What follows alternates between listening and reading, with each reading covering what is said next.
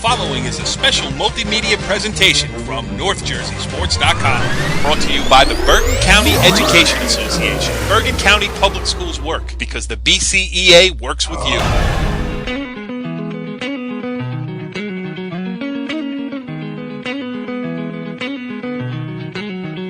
Back on the Wrestling Show, NorthJerseySports.com's original multimedia series talking all things North Jersey wrestling. I am Corey Doviak, and we have a lot to talk about because the state finals were played out over the weekend as far as the team aspect goes.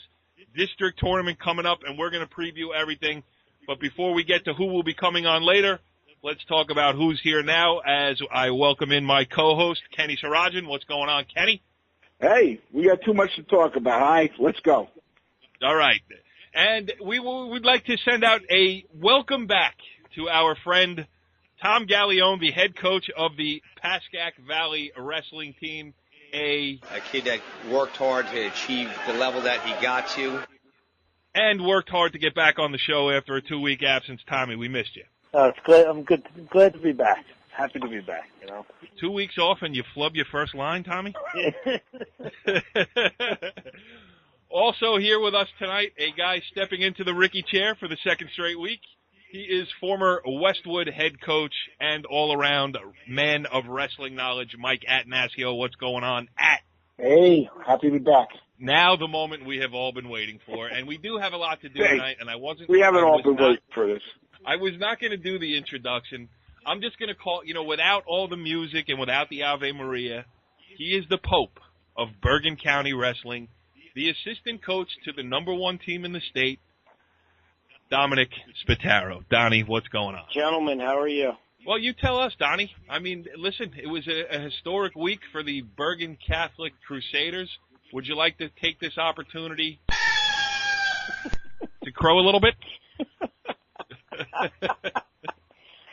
Yeah, it was a busy weekend for us. A little nerve-wracking, but got through it, and we won our third straight group championship, and it's a great feeling. And just to have, for the first time yesterday, to have the complete lineup for the first time of the season, everyone in the lineup yesterday. So. Yeah, I mean, people. Donnie, we feel so bad for you. Yeah, you got 42 state champs. Oh my God, Tommy, isn't it terrible? They didn't have their whole lineup for the whole year. Wait, I Finally think I got have the whole some team back. Oh, poor God, guy. All right, I'm done. I'll see you guys next week. Wait, Tom, I think I have some sound, some natural sound from the bus on the way home from the state championships. The party horns were blaring there. Tommy, why don't you take this opportunity to talk about the greatness that is Bergen Catholic athletics, wrestling in particular. Cricket. Okay, that about sums it all up. Donnie, all right, let's get serious here. It's a great accomplishment for Bergen Catholic there, and just talk about the atmosphere down there. I mean, you guys won rather handily. There were some other matches going on, and talk about Bergen Catholic real quick. We had St. Augustine to wrestle, the ranked 20th in the state of New Jersey. They have a decent amount of quality wrestlers on the team. We got by Bosco on Saturday night. The match was postponed on Friday, and happened to be on my birthday. So for the second straight time, the last 2 years, the team actually gave me a really nice birthday gift by winning the sectional. And then yesterday we traveled down to Toms River for the group, and we were pretty successful down there. Came away with our third straight, like I said, at the repeat. And it's a nice feeling. We started the season ranked number one in the state, and there's pressure to keep that ranking week after week, and with our schedule and the injuries that mounted up, it was a nice feeling to finally get through everything and win another state championship. Oh, hold on, I think I just threw up in my mouth. Oh. Yeah, it was great stuff. It has been a fun ride talking to you every week, from the beginning when you guys went to, Minnesota, Beast of the East, all that stuff, and to see it come to fruition here as a team before you move on into the individual portion of the show, of the season. It is a great way to finish. So let's set up what we got coming up. First of all, because we're talking a little bit about the group championships, we're going to bring on a guy who was instrumental in setting up that whole tournament. Every Bergen County wrestling fan of at least a certain age, maybe, I don't know, mid-30s or so, should know the name Bill Savage, a coaching legend across Bergen County, Paramus, Elmwood Park, and other places far and wide. He's also coached on the collegiate level at Fairleigh Dickinson University. He's a big listener of the show, and he's going to join us from Florida, so I am excited to talk to him. After that, we're going to get into breaking down the district tournaments as it is that time of the year. We're going to have Corey Fitzpatrick, the head coach of the Glen Rock/Saddlebrook wrestling team. He's going to take us through District 6. And just a note, you're going to want to listen to that interview. It is a lot of fun. And then we'll use the guys that we have here on our panel to go around District 7 and District 8. And we have a special surprise for our District 5 segment there. But let's kick the night off on true wrestling show fashion here, a guy that I am really looking forward to having on the show. He is former coach of all those places that I just named previously. He is Bill Savage. How's everything going? That's some group you got going there, I tell you. Believe me, the loony bin that is the wrestling show is in rare form tonight, and we appreciate you joining it. We even listen to it down here in Florida. That's how good it is. Well, that's great to hear. We appreciate that for sure. And let's just, it's interesting how it came up. I know you saw Donnie at the state finals, and it came up. Donnie brought it to our attention that you were instrumental in getting the state sectional tournament for teams going. 1980 was the first year of it. Just give us a brief hint of what was before and then what came after and what it's grown into as far as this team wrestling tournament, which has become great. Well, back in the 70s, the early 70s, even the 60s, your team championship, your state championship, as we called it in wrestling, was a district title. And in 76, there was a group of coaches that were from, I believe, Mercer County. And they were petitioning the state to change the districts into groups, just like they have in track and swimming and everything else. And if that had gone through, we would have had a Group 1 district champion, Group 2, etc. And you would have had in 2 weeks, you'd be crowning 6 state champions, like they do in a lot of states. And these guys, I was at that time with Stan Woods, and John Seymour was the president of the Coaches Association. I think Stan was the region president. I was the vice president, executive vice president. And these gentlemen came to our meeting, and they said, look, we have the votes, we have the AD's backing, and we're going to propose it. We vote in November. That would have been, and you have a choice. You can figure out something else, or it's going in. And if it went in, it's in the bylaws of the NJSIA, we would have had, districts and everything would have changed. So that summer, John, after we left, John told us we got to come up with something. We got till September to do it. That summer, I came up. I was actually sitting on the beach on Long Beach Island. I came up with this idea of a dual meet tournament, and it was funny. We were writing it in the sand. I was sitting there writing in the sand, showing guys how it works out. And hey, Sav, why don't you tell us also, how about who invented the PowerPoints? I mean, how did that come about on figuring out, who's the top seed and whatnot, and the strength of your schedule? How did that come about? The original PowerPoints came from the year, I believe it was Roxbury got number 1 in the state. We used to sit and we used to argue who was the number 1 team. And everybody had an opinion because nobody wrestled anybody. You stayed in your area. If you were in Bergen County, you wrestled Bergen County people. If you were in Passaic County, you wrestled Passaic County people. You didn't move out of the area. And the PowerPoints came about because we really couldn't judge who was the best team. And a guy by the name of Kenny Pagash, who just went through the Hall of Fame a couple of years ago, he was a coach, I believe, at Edison. And one of his fans came up with this, and it was very similar. When it first started out, it was similar to like what they called the Dunkel ratings in basketball and football. Dunkel, I believe it was the Star Ledger used to print them on Thursday afternoon, and it was a numerical rating for the team based on who they had beaten. And it just went from there. It was like, it's still a work in progress. They're always changing it. So that's where it came from. It was because we couldn't decide who was the best guy. And how about when you see it now? I mean, the life of its own that it's kind of taken on here. You know, kids today, they don't realize that at some point somebody had to think of the idea to, hey, let's get the wrestlers to wrestle down to a state champion. You know, how about when you see it today? You know, it's got to be a fulfilling feeling, I would imagine. Oh, it's a great feeling. It's an unbelievable thing. I mean, the first time Steve Timko, who's now the president, he was in charge of wrestling, and he brought it to an arena. We went over into Trenton. God knows, I mean, they changed those arena names every month, depending on who What was it called? Sovereign back then, stuff? Sovereign, yeah. It was Sovereign then, but God knows what it is today. Yeah. And he brought it to one place. And that's what John and I had dreamed about when we originally posted this thing. And I got news for you. The team, when we put it in front of the executive committee, the whole concept, they voted 5-4. Actually, the original vote was 4-4, 1 abstained. And one of the guys, the guy who was most boisterous against the whole concept was a fellow from Paulsboro High School, the athletic director, Pete Lamani. And he didn't want it under any circumstances. And he led some votes the other way.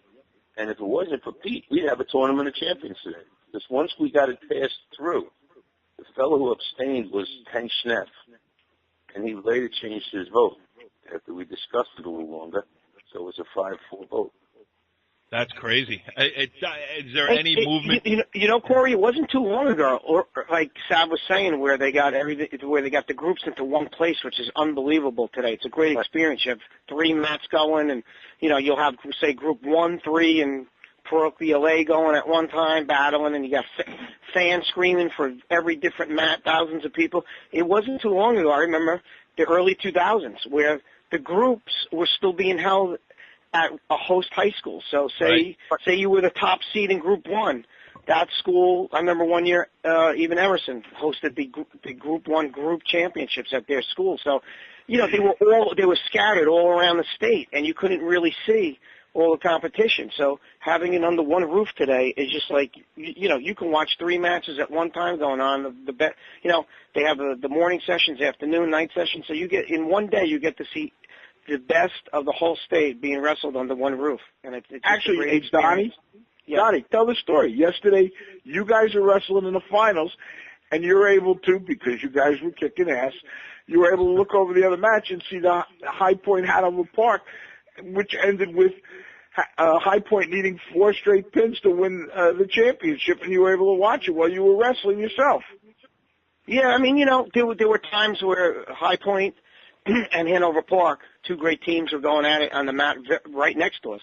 And every time you just heard the crowd explode, you would look over and see what was going on. And like you said, Hanover Park was up by quite a few points, and High Point needed 4 straight pins to win by 1. And sure enough, 1 by 1, the last 4 matches, you know, the crowd just kept roaring, getting more excited, and High Point did it. It was one of the best endings to a match that I've ever seen before. But you're right. I mean, you know, I even got to see things that you normally don't get to see during the year. So it's just having the group championships under one roof is one of the best experiences I've ever seen, even as a fan, a coach, wrestler, anything like that. All right, hold on, Corey. Billy's being too nice. Hey, Billy, forget this group stuff. No, I want Donnie to know that Bob Bear was standing next to me, and he made that call. He said they're going to pin 3 in a row after they pinned the first one. That's exciting. Everybody will know that. Billy, forget that stuff. No, stick with him. Take him to Atlantic City. Good luck. Billy, we're trying to keep our people awake here. Billy, tell me in Bergen County your favorite moment in Bergen County wrestling as a coach. Come on, you're one of the great ones. My favorite? I had so many great times. I mean, most people would say, you know, the time we knocked off Pascack Hills when I was at Paramus. Okay? I think it was I would say 1978 when we wrestled Hackensack at home. And that, I mean, Paramus at that time, I think they listed 1,600 or 1,700 in that gym. And we put more people in the gym that night than they had for the Thanksgiving Day football game. Mm-hmm. Our gate was bigger. And, you know, that I think was probably the most exciting night. And we beat them. It was a great match. And we beat them. I still have it on videotape someplace. One question I wanted to ask you, too. What was the cost of postage for a Silver Bullet back in 1979? Get the record straight. It was a 22. All right, we'll ask you. That was a good answer there. And let me ask you this one now. Is there any truth to the rumor that in 1984, at the region tournament, you asked Kenny Sarajan to step on down and go one-on-one? No, that was never that. No. But at one time, at the Christmas tournament, because I just did it yesterday. 1977, I did have a little confrontation with one of Kenny's old coaches, and when I called him out, he ran into the stands. That was another time. But no, we had some lot of fun back then. There was no holds barred back then. Like I said, we wrestled dinosaurs. It didn't matter. Yeah. All right. And my last question for you this evening here on the Wrestling Show, and believe me, we appreciate you taking the time out. I know you had a crazy travel schedule and everything else, so to be able to join us here was a lot of fun for me. Especially, I can't speak for Tommy and Mike Attanasio, but then again, they can't speak for themselves either. So, my last question. Didn't have Babbage there. That's all I can say. You really do know the show, Coach. You know the show. My last question for you this evening is air or water? That depended on it. If you were an upperweight, you took water. If you were a lightweight, you took air. Bobby Siriano's imprint is on that tile outside that wrestling room. Okay? And if you were a state champion, you usually screamed and ran out the room. Donnie will explain that one to you. Phil Savage. God rest his soul. Phil Savage, the Bergen County wrestling legend, kind enough to join us here on the Wrestling Show. You guys do a great job. Keep up the good work. Thanks again, Coach. All right, we'll start our look around the district tournaments here. We are going to start in District 6, and we welcome in a new voice to the Wrestling Show here. He is Glen Rock / Saddlebrook head coach and former Hackensack standout, Corey Fitzpatrick. Corey, thanks for joining us here on the Wrestling Show. Thank you for having me. It's a pleasure. I'll take it at face value that you really mean that, because off the air some things were said, some feelings got hurt, but we'll move on anyway. Truth behind the scenes, you know what I mean? Right, and Kenny Sarajan's lack of show prep really hurt us, and we're off to a rough start here, but we'll move right. So let's just go around District 6 here. First of all, talk about some Glen Rock Saddlebrook kids that you're hoping will be able to make a run here and get into the regions. I got to start off at 106. It's kind of a toss-up. I've got pretty much 3 freshmen, are real tough. I think, could each beat each other. So it's going to be real interesting. And our guy there is Justice Centrello. At 113, we had Ryan Cosgriff, who took 4th last year. And, he could be looking to take top 3. 120, Mikey Andriano, has dropped down from last year to 126. He'll be at 120 for districts and regions and, hopefully states. After that, we got a kid who was actually used to be a Bergen kid. His name is Aiden Burgoyne. Oh, you got one coming back to the home. Donnie, how'd he slip through the cracks, Donnie? I don't know. But we're looking to put him at 52, and we think he could place, top 3 there, send him, to Wednesday night. So, and after that, we got Chris Jacobson. He took 4th in the county. He lost 4. Yeah, real tough kid, great athlete. Pretty incredible considering he only wrestles during season. He doesn't even touch a mat in the off season because he's a football guy. But, he should be real tough. After that, it really comes down to, Zach Hunko. He'll be at 95. He'll be looking to get back down to AC. The road won't be easy, but, I definitely think he has the ability to do so. Yeah. And then my 220 is a second-year guy, and I honestly think he can take top 3 in the district. He'll probably be like the 3 seed, or maybe the 4, depending. Got to see at the meeting. But I think he could definitely get down as well. So I think we could probably send at least 7 guys, to regions, which would be pretty nice. Maybe a little bit more, but, it depends on how well they wrestle. So that's on them. Yeah, right, exactly. I mean, all you can do is put him in a position, hope somebody gets hot and gets on a run. Mike Attanasio, Mike Attanasio and Kenny. Kenny, you're the tour guide here on our trip around the districts. How do you want to handle this? Go ahead. Hey, Corey, okay, so let's first deal with the team thing. Obviously you're a contender, Ridgewood. Tell me who you think, who's the battle going to be for a team title there? I gotta imagine that, Ridgewood's the favorite. They won it last year and they pretty much returned, the same team. They got a pretty, legitimate tournament team. I think they had 6 guys placed in the county, and that's not including Joe Oliva, who was out. So, 7 guys who could definitely easily place. I think we're contenders, definitely, and I think Lodi. Lodi's got some real good guys. They got Salvatore, they got Cruz, Paparosi, De Oliveira. The Caven brothers at 106, 113 are probably going to look to place. And then Kid Reyes at 195 is going to be interesting to see what he does, because he actually bumped up and wrestled the 220-pounder from Ridgewood, who won it, the district at 220 last year. Sukman Yoon, I think his name is. He bumped up during the season and beat him. So it'll be interesting to see what happens there. Lodi is a good team. Glen Rock, Saddlebrook will have, we'll have our guys in Ridgewood. And I honestly think it's going to come down to, the finals, really, and see what happens. You know what I mean? Yeah, I said before, if you wrestle tough and, you get the job done and you win the finals matches, you could definitely, that's what it comes down to, in my opinion. So I told you the kid was prepping all day, guys. You see that? This kid knows his stuff. Look at this. I'm proud of you, Corey. All right. I don't want to embarrass myself on air. That's all right. We do it every week. Don't worry about it. You beat me to it, Kenny. You beat me to it. Go ahead. Okay. Run it down for me. Now, we know Joe Oliva, returning place winner in the States, coming back. Your boy, Mike, Andriano a couple of years ago was down there. Who are the big guys coming back that people should look for to not only win a district but make a run deeper into the tournament from different teams? Into the region tournament? Well, out of the district into the regions. Yeah, Rose, I think Jared Rose would be tough.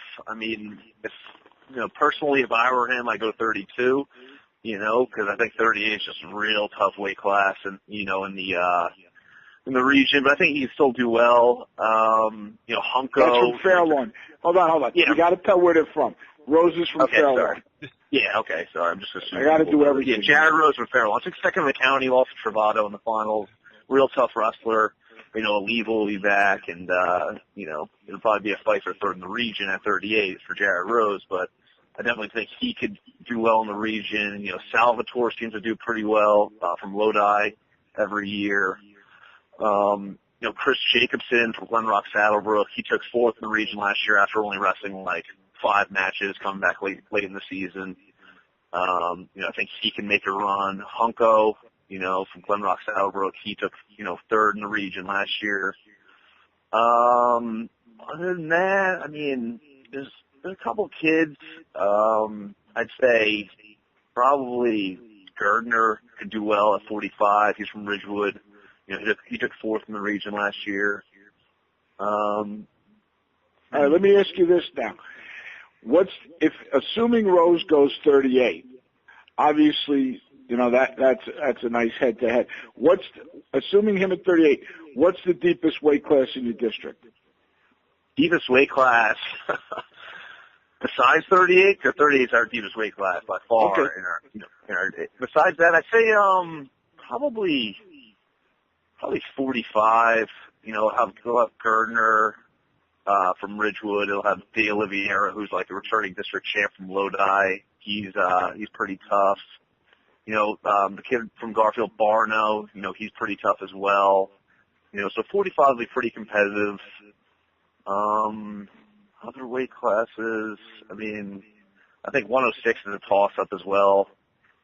And 113 too, because I know the kid Woods from Bergen Catholic, who took 7th in the county. He's tough, and the Lodi kid Matt Keevan, and the kid Pizzicane, who's I think he's a freshman, I think, from Fairlawn. He's good. My guy took 4th in district. So there's definitely some competitive weight classes. Andriano and Salvatore could be a final at 120. Plus the kid from Hawthorne, Cintrone, has been wrestling well all season. So that'll be exciting. Okay, let me ask you this question then. In terms of, as a wrestling fan, what's the final you want to see? Out of all 13 weight classes, what's the final you want to see? Kenny, are you reading these questions off a script? No. Honestly, do you like them or not?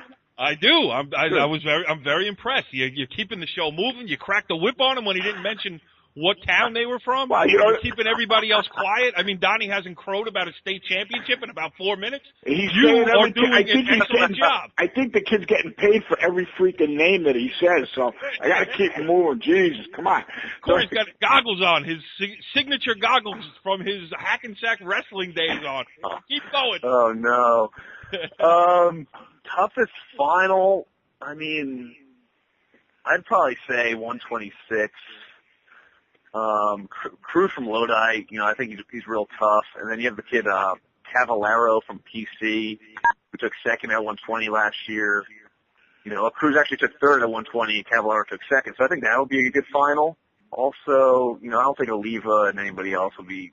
I think he'll pretty much, do very well. But I think Gardner and De Oliveira will be a good final as well. They're both returning district champs, so that should be interesting. If they both go 45. Besides that, I mean, Jacobson from Glenrock, Southbrook, and, the kid Martinez from Ridgewood, who took seventh in the county. That could be interesting. All right, now I'm going to ask you which final's not going to be interesting. Come on, I asked you for one. Corey, as a first-year head coach who would like to retain the position, which final is going to suck? I mean...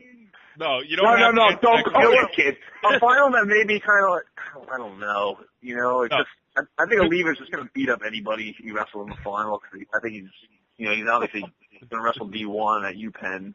I mean, that could be like kind of boring. It should be like one guy just kind of beating up another. But sometimes we enjoy that as long as it's not our kid. Yeah, no, I agree. I think 182 is kind of weak. Especially with Hunko standing at 95, I think 182 would be weak. That probably might be a quick final there. I don't really know. 170 is kind of light. That might be a kind of boring final. The kid Puritano is really the only kid there. Does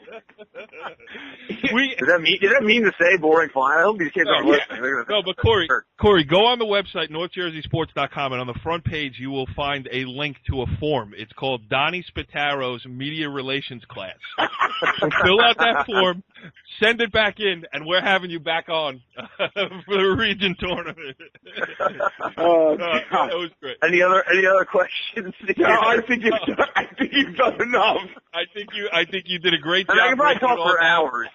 The best thing is that I've never even been to this district tournament because, I was always in, District 7, and then I coached in District 8 for the past 3 years. So, I mean, I know a little bit about it, but I did my research, You did. Yep. Kenny Sarajan, great job getting a guy who's never seen a district before. Corey Fitzpatrick, the head coach of the Glenrock Saddlebrook, I don't know, what are you, the Falcon Panthers? You did an awesome job here. You did an awesome job here on the wrestling show, and believe me, I say this all kidding aside, we appreciate your candor. Thank you very much. Did I talk too long here, or what? No, you're fine. It up? You were great. Believe me, it was an A-plus performance. Great. I'm happy about that. Well, interesting stuff there with Glenrock Saddlebrook head coach Corey Fitzpatrick, and I do mean interesting. And let's continue our look across the districts here associated with Region 2, and we're going to use our own guys here. Tommy Gallione, the Pascack Valley head coach, and Mike Attanasio, the former Westwood head coach. Let's talk a little bit of District 8 wrestling.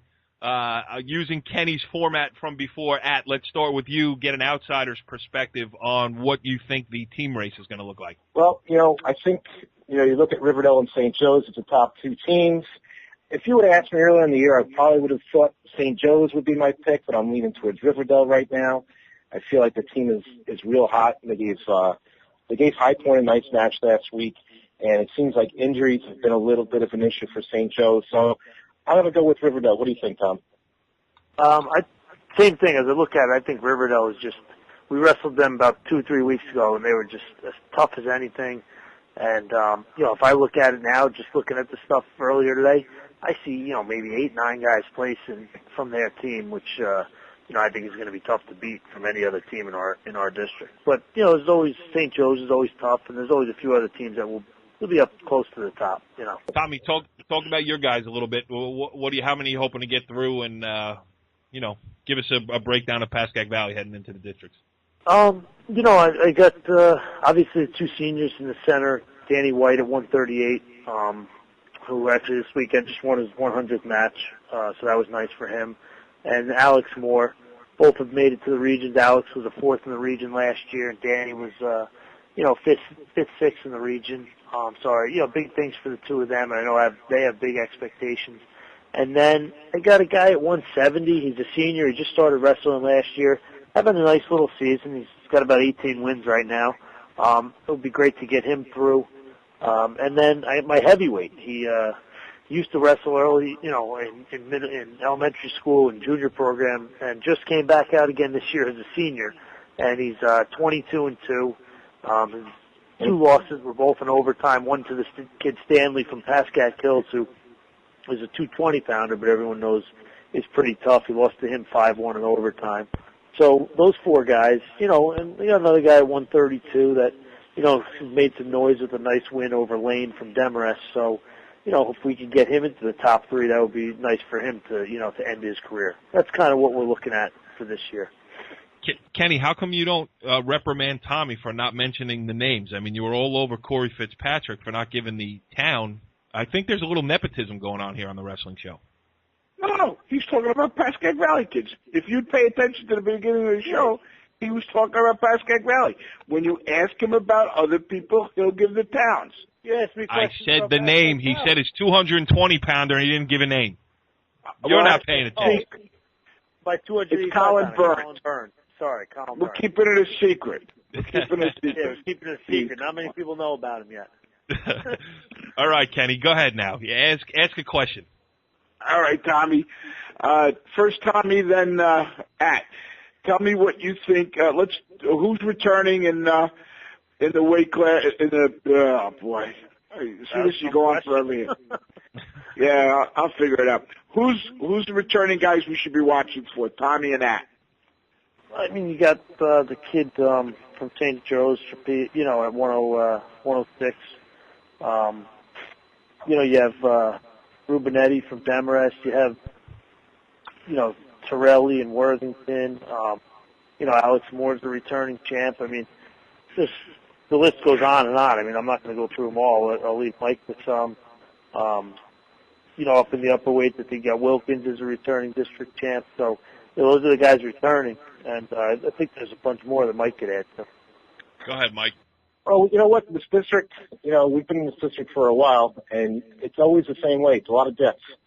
And it's one of those districts where Friday night is actually interesting to watch. I refed the last couple of years over at District 6, and, not to District 6, but, Friday night wrestling was real fast.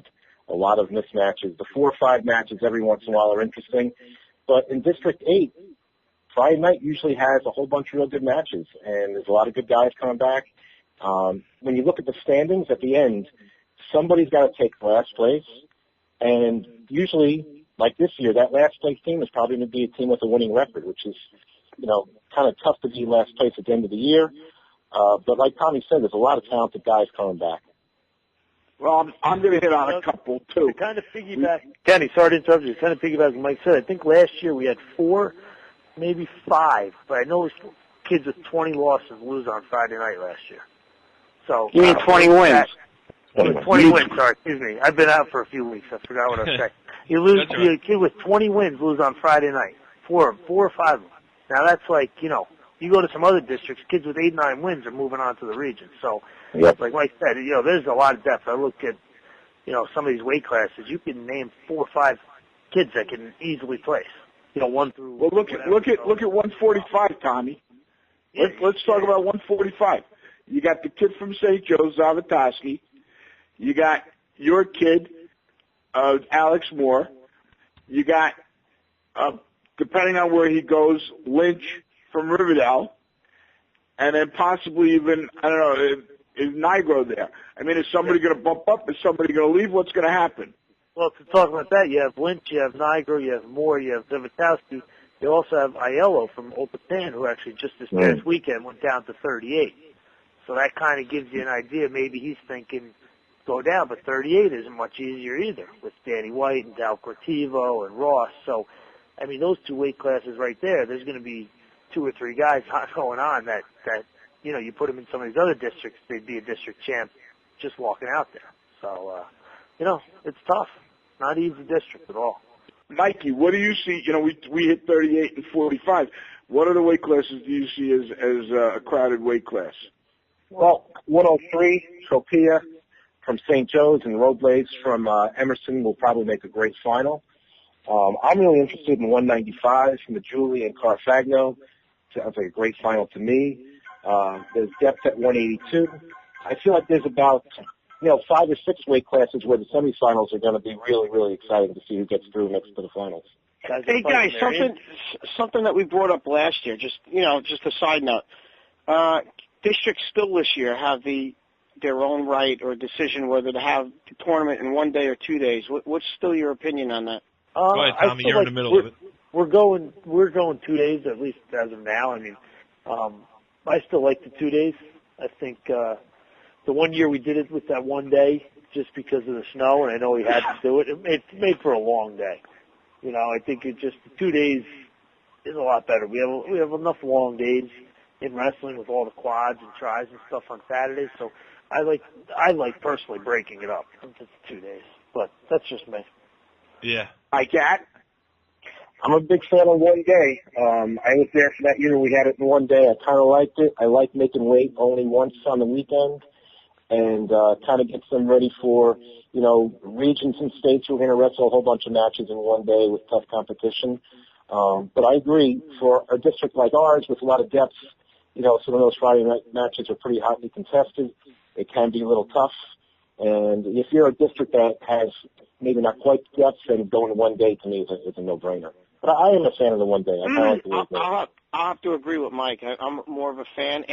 I was totally dead set against it, and we had that snow that 1 year in District 8, and we had it in 1 day, and I thought it was the greatest thing. And now being over at District 7's in 1 day, and believe it or not, having it all 1 day, you're almost getting out the same time as if you had a 2-day tournament and you ran it on the semis and the finals on the second day. So.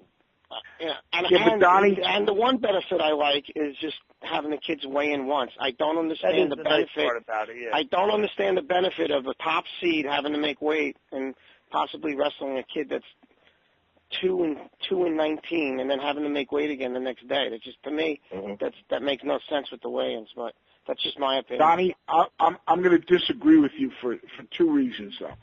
First of all, when we did it the 1 day, I fell asleep during the finals. But you did that every year. And Kenny, you can do that in Kenny, let's be honest. The only reason why you like it for 2 days is because you get to eat the sausage and peppers for 2 days in the cafeteria instead of the 1. I mean, come on. All right, let's just be honest there. You know? No, seriously. Here's the other reason, Donnie. And you're in a district where you dominate, where they don't. You have some weight classes, be honest, where you have 5 or 6 kids in the tournament. And if you're not filling the weight classes, that's why your tournament goes so fast in 1 day. Right. Where you're having matches in our district, and I'll tell you, I think our district, when you're a competitive district, it's a dogfight. So that's one reason I like it. The second reason I like it, and once again, you're in a different situation, but Tommy and At and I have talked about this. Friday night, you got a lot of kids there. And I'm not denigrating them. But when we get to Saturday morning, you're not worrying about where's this kid, where's that kid. You got the kids who are fighting to go on. If you're there all day with 14, 16 kids, you got to worry about this kid, where's he go. The coach can focus on the kids who are going on. And for those 2 reasons, I still like, and I'm old-fashioned, I admit it, but I still like 2 days. And you know what? I don't buy that thing about making weight. You know what? If you're not cutting too much weight, making weight ain't that big a problem. Kenny, you can cut the word fashioned out of that statement you just made to describe yourself. And that's coming from a guy that eats 4 sausage and pepper sandwiches in one day at the district. If they condense the tournament into 1 hour, I'm sure Kenny would still find a way to get some shut-eye. And by the way, I wrestled at 168, 178, so I had to make weight. I don't want to hear it. All right, here we go. That sums up District 8 for us, and that's going to be interesting. Now let's get on to, we mentioned it earlier, the Donnie Spataro School of Media Relations. Donnie, what do you want to say about District 7 as a guy bringing the #1 team in the state into a district that Kenny just described as having some weight classes with 5 or 6 kids in it? No, that's true. Last year, there were some weight classes that, a lot of kids had buys to the semis for the next day. So, right. I mean, Kenny did speak the truth on that for once. But, no, but I mean, Hackensack's in that district, and you have the other teams in there, Tenafly, and you sprinkle in kids from all over it is what it is that district. There's some tough matches, there's some tough semis, and it's just like any other district. It may not be as strong per se as some of the other districts, but it has its moments. I was going to say, nobody jump in to save him. Let's hear Donnie continue to try to make his case.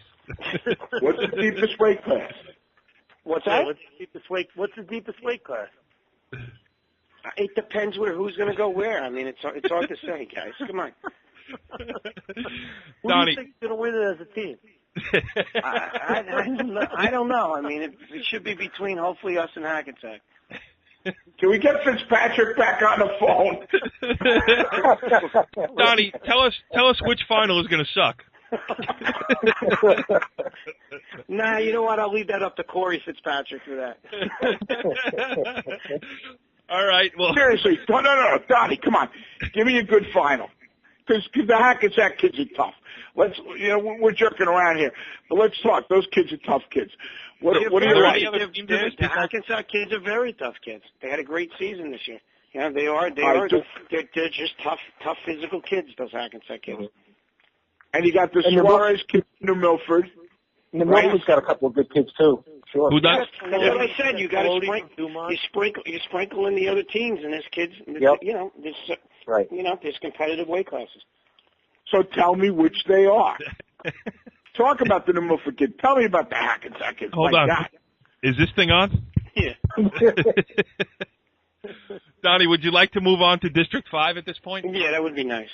Okay, we are going to bring in our special correspondent, the former owner of the Ricky Chair, and special correspondent, please break down District 5 for us.